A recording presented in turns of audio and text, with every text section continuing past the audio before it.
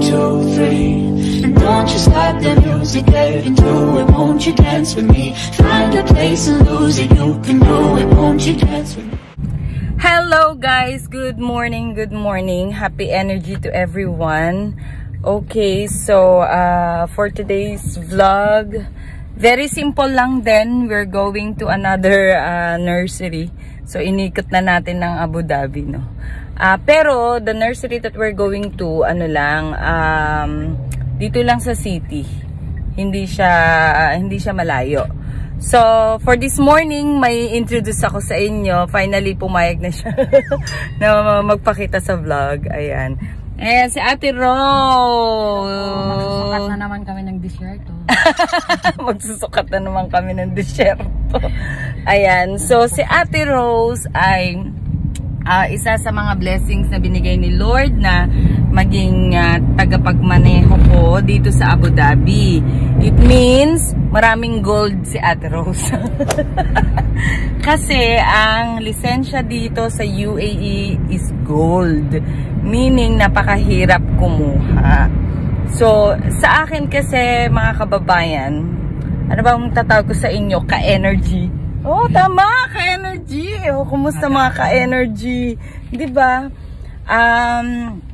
Kasi dito sa UAE, marami kang lulusutang mga kung ano-anong tests.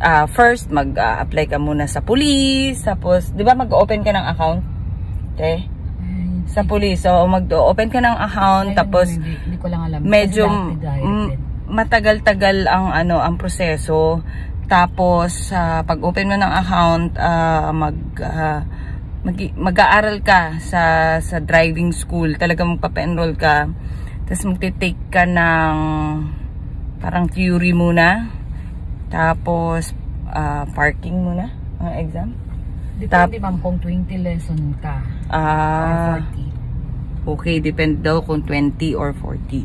So matutal napakahirap kumuha ng lisensya dito. But there are lots of Filipinos na merong lisensya dito. Pagka ginusto mo talaga, pre-practice mo, makukuha mo. Kagaya ni Ate Rose. Congratulations.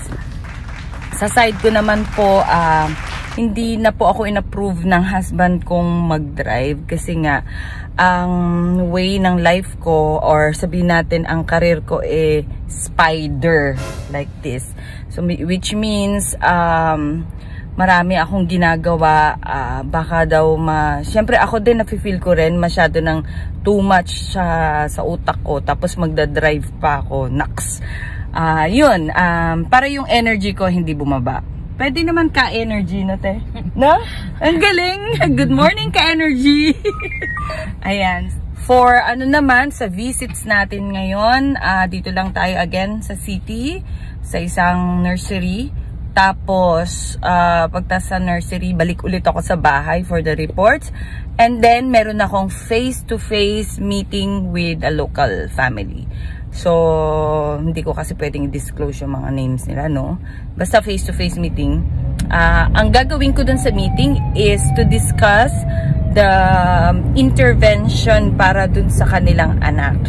Okay? So, ako rin po ang gumagawa, nag-a-analyze ng data at gumagawa ng plano.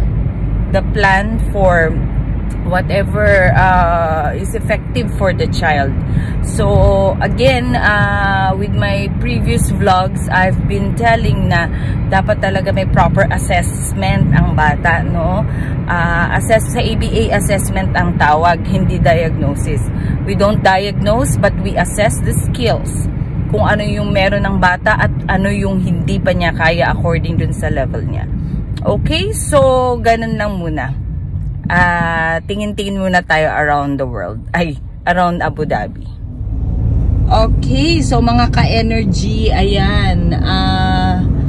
Yan, ito tutong nakikita nyo sa kanan. Para siyang bakod, no? Park yan. Manhal Park, sabi ni Ate Rose. Actually, almost 14 years na ako dito sa Abu Dhabi, pero hindi ko alam ang pangalan ng park na yan. Ngayon, ang haba-haba, kung papansinin nyo, napakahaba niyan. 30 minutes yan pag nilakad nyo paikot. So marami dyan nagwo-walking every afternoon and every early in the morning. So today, maganda ang weather, talagang hindi siya mainit, hindi rin siya gaanong kalamigan. Pero ano, ayan, yun yung paikot niya dyan. Yan yun, oops, tinakpan tayo ng ano. Ayan, so yun ang paikot hanggang sa parang pa-square yun. So 30 minutes ang tahak nun. Ayan, so nandito lang tayo sa city proper. Hindi tayo lalabas ng city. Kahit yung Mushrifte city din yun, tama. Yeah, so dito lang tayo around so etong area na to is Batin area. Si Ate Rose ay taga Antique. Akala ko Karaya ka. Karaya nga. Ay, yun ba yun? Sorry naman, mga ka-energy. Okay, so, sa Ate Rose ay taga Antique, Karaya. Kaya ang bilis magsalita. Napakabilis magsalita. Nagtagpo ang Karaya. Saya. Karaya, okay. So, ilang taong ka na dito sa UAE? 13 years. Ay, halos pareho lang pala tayo, no? Kaya pala may sungay na si Ate Rose. 2011 may sungay na. So, ayun, pag binigyan ko ng assignment si Ate Rose, gabi pa lang papadala ko na yung location. So, pag napadala ko na yung location sa kanya, i-review na yan. Kinabukasan, wala na kaming kahirap-hirap. So, yun yung isa sa mga benefits na meron kang sariling driver. Kaya ngayon pa lang minamaximize ko na talaga ang utilization ni Ate Rose na. Pero umu-over ka ba ng 8 hours stay in a day? Chill. Oo, tignan mo. Chill lang daw. China oil. Huwag ka muna mag-license mo para may work pa. Huwag daw muna ako mag-license. I don't think magla-license pa ako. Nakapag-drive ako sa Pilipinas, manual.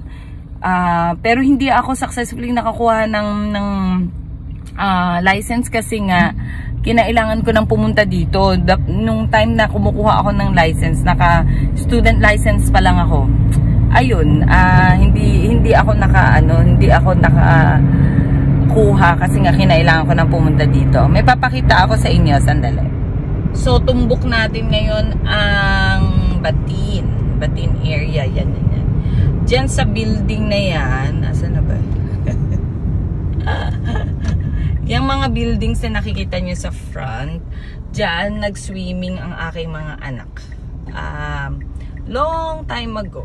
So, nag-swimming sila doon when si Zaina 3 pa lang. Tapos, after 2 years, sumabay si Ethan. So, 5 na si Zaina, then 3 si Ethan. Pinag-swimming na namin sila. So, yun. Maganda naman yung ayun yun ulit. Yan, yung area na yan. I hope nakikita ng malinaw. Yan. So guys, malapit na tayo. Malapit na tayo mga ka-energy. Biruin mo, nagkaroon kayo ng pangalan.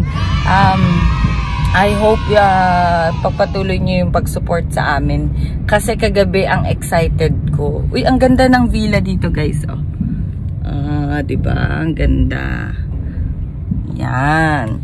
So, excited ako kagabi because I checked my YouTube and my AdSense. Wow! Ang yabang. Sa totoo lang mga kaibigan, mga ka-energy, mahirap pala talaga mag-vlog. Napakahirap mag-YouTube. But, kung i-enjoyin mo lang siya, walang mahirap basta nag-e-enjoy ka. May nakita ako dong announcement na meron na daw akong kita. Yee! Ang kita ko daw ay 2 dirhams. Actually, 63 dirhams. Pero, hindi pa siya pwedeng i-withdraw. Kasi, ang minimum na dapat, ang 63 dirhams is around, magkano yun sa peso ate? 700 or 800 pesos. Tama? 63. 50 dirhams is 800 pesos. So, yung 63, baka 1,000 na yun. No? May 1,000 pesos na ako. So, guys, so yan yung Batin area. Yan, napakaganda. Ganda-ganda. I hope nakikita nyo na maayos. Yan. So, dyan sa area na yan, yung area na yan. Diyan nag-swimming ang aking mga junakis. Yan. So, ano lang, chill lang, ano lang, move forward lang. Oops, maganda yun, no? Ayun, no? Sandali. Balik na rin ko yung camera. Yan. So, nakikita nyo ang Etihad Towers. Yung magagandang Etihad Towers na yan. Which is, isa dyan is Conrad Hotel. Yan. So, yung Etihad Towers na yan, nakita yan sa palabas na Fast and Furious, kung hindi 9-10. Yan. So, malapit tayo pala sa Cornish, ate. Tama? Cornish. Tapos, yung building na to, ito is Intercon. Intercon Hotel na matagal na rin yan dito. So, yan yung Etihad Towers. Asan na ba ako? Yan. Ito yung Etihad Towers. Yan. Lumalabo siya pag inaano ko eh. And as you can see, ayun, may Embassy of Greece. So, madali lang po dito matuntun yung mga embassy. Tapos, malapit din pala sa Bella Medical. Yung pupuntahan natin. Yan, Bella Medical. Ayan. Ayan, nararamdaman ko na malapit na. Uy, ano tong magandang building na to? Iconic ko. Yung mall din. Ewan ko. Parang bago to, guys. Bago siya, mga ka-energy. Yun. Kita nyo yun, pag mayroong mga ganyan, malalaki tapos may flag. Usually, ano yan, government.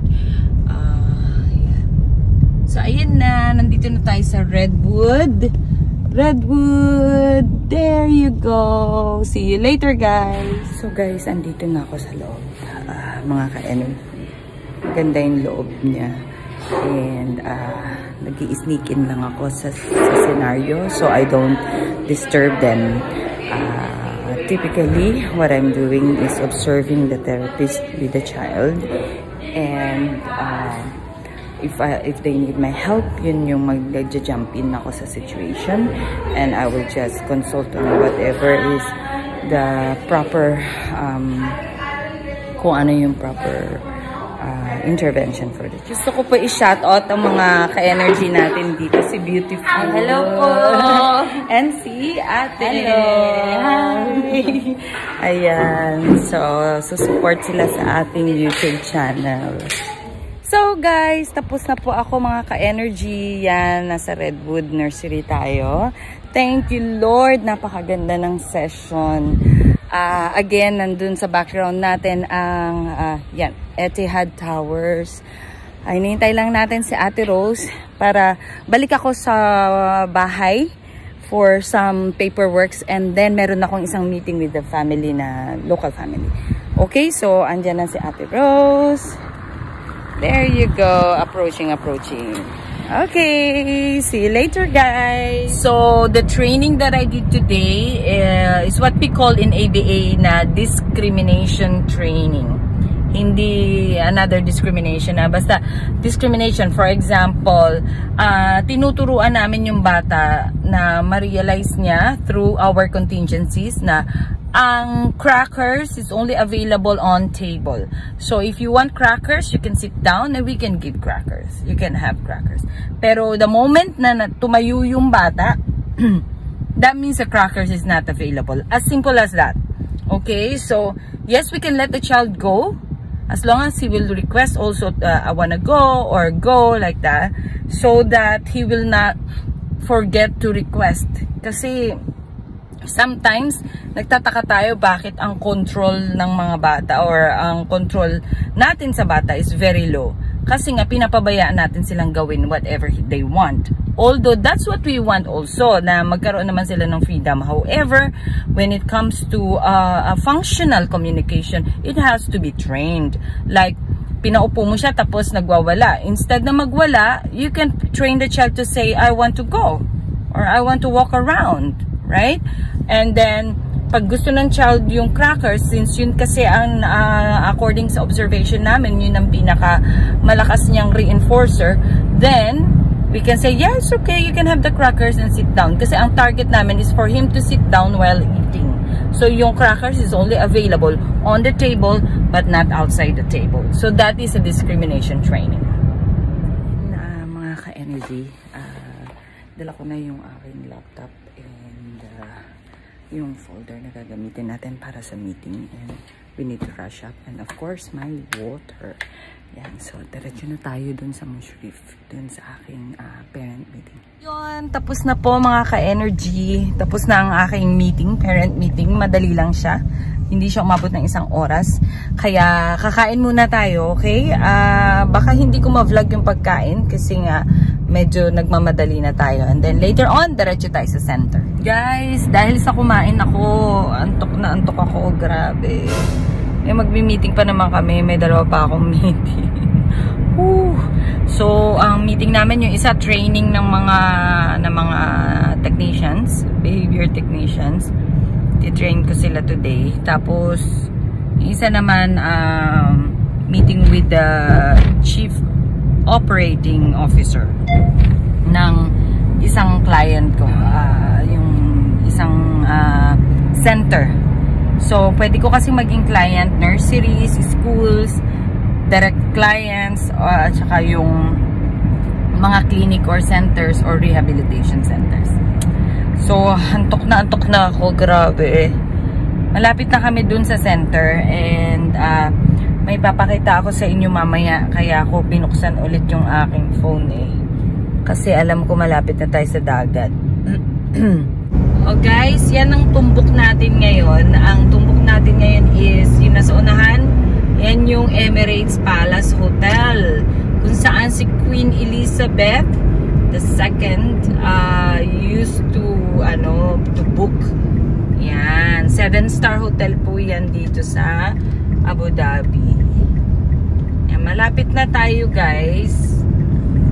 As in, super lapit na natin.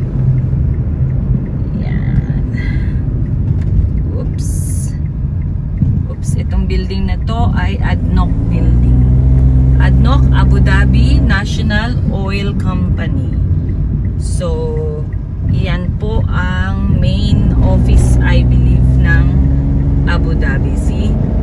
ADNOC Abu Dhabi National Oil Company. Tapos, on the right hand side, dito na part, iyan ang dagat, ang karagatan. So, makikita nyo dyan hanggang dun sa dulo, mahaba yan, beach area yan. Siguro soon, mapunta din tayo dyan pagka may time na tayo. Ayan, so makikita natin kahit paano yung beach area. So, Corniche. Ito po ang Corniche niyan. Tapos may Atlantis doon, Ayan ang beach area. Woohoo! Welcome to Abu Dhabi. Yan, sarap tignan yan. Lalo na pagka yung sunrise or sunset. Yan. Tapos nandun yung flagpole. Kilalang flagpole. Yun, sa malayo. So, pwede din mag-swimming dyan. Merong free at meron din naman yung with pay. May, may entrance fee.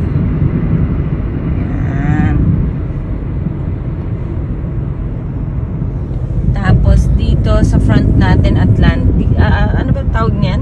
Nakalimutan ko anong tawag dyan sa building na yan. Tapos, Marina Mall. Malapit dyan is the Marina Mall. Yan. So, malapit na tayo guys. Pag left natin, tapos right, yun na. Yan. Doon sa left hand side, pagliko natin guys, merong isang palace dyan. Ang tawag dyan, King's Palace Hindi pa ako nakakarating dyan, pero pwedeng pumasok. I think mura lang ang entrance dyan or free. So malaki din yan. Ayan very nice. Yay, papasok na tayo sa Marina Village. Andito yung center na client ko. So see you later, alligators. So guys, ayan, makikita nyo dito. Galing ako dito sa pinto sa center. So, yan yung beach kung saan nandyan yung King's Palace. Yan. Tapos may mosque din dito. Yan. So, ito ang makikita mo from our therapy room. There you go. Ganda, diba? Peaceful. Mga ka-energy, tapos na ang aking araw dito sa center. Balik ulit ako sa bahay para tapusin ko yung iba pang mga report. So, wag kayong mag-alala. Talagang dire-diretso ang report, typing, ano pa ba? Observation. So, lahat dire-diretso yan. So, eto, pauwi na tayo and dadaan tayo sa magandang view ng Corniche again. Yan. Ito ang isa sa mga nakaka-relax para sa akin na nare-relax ako pagka dumadaan na dito. Diyan. Yan. Ang ganda, diba? Saan ba? Ayan. Sana nakikita. Balik na rin. Yan. Kitang-kita ang dagat. Yan, ang daming turista, oh. Mga Chinese. Sarap ng tubig tignan. Ay, ako. So, yeah, at the end of the day, salamat sa Diyos at nakatapos tayo sa mga errands natin. Although may isa pa akong Zoom meeting mamaya, pero it's okay. Ano yun? Para sa church naman yun. Sabi ni Ate Rose, para daw ako nalulobat, hikab ako ng hikab. Kasi nga talagang kulang ako ng tulog kagabi dahil nag-edit pa ako nung nakaraan nating vlog, kahapon na vlog. So, tinatry ko yung best ko, mga ka-energy, na makapag-vlog ako everyday. Kahit ano lang, kahit ano yung pwede kong makasama kayo. And sana naman po, i-continue nyo yung pag-support sa amin, sa family namin. Thank you in advance kay Ate Rose kasi shinare niya daw niya. Bigyan ko kaya ito ng ng komisyon sa 2 dirhams ko. Sa 63 dirhams na pero 2 dirhams yung pinadala sa akin sa bangko. So anyway, again, thank you so much, Lord. Thank you for all the blessings. Ingat po kayo hanggang sa muli. I hope tomorrow meron tayong mapakita ulit sa inyo. Sana mapagtyagaan nyo po ang aking pagmumukha. Again, kung meron kayong mga questions about ABA or sa mga anak nyo, don't hesitate to comment down below. And don't forget to like, subscribe, and hit the notification bell para sa mga susunod nating mga gawain or susunod nating mga activities. God bless you all! Bye, mga ka-energy! God bless you! Oh, mga ka-energy, meron tayong pa-bonus. So, yan yung bandang beach dito sa gilid. Ewan ko nakikita nyo Tapos, napansin ko dito sa taas, kung nakita nyo sa taas, yan. Oh, yan, dadaanan natin yan. Napansin nyo yan, may Christmas lights na. So, nagre-ready na sila. Actually, technically, meron silang UAE National Day na darating. So, kaya nagpe-prepare na rin sila niyan. Yan, so may mga lights na naka-prepare. Paggabi dito, maliwanag na ang buhay. So, yan. Nandito pa rin tayo sa Corniche. Etong side na to, ang beach side. Buong street yan. Mahaba yan. So, ang the other side, mga buildings, other side, beach. Okay. So, sana nag-enjoy po kayo. Thank you so much.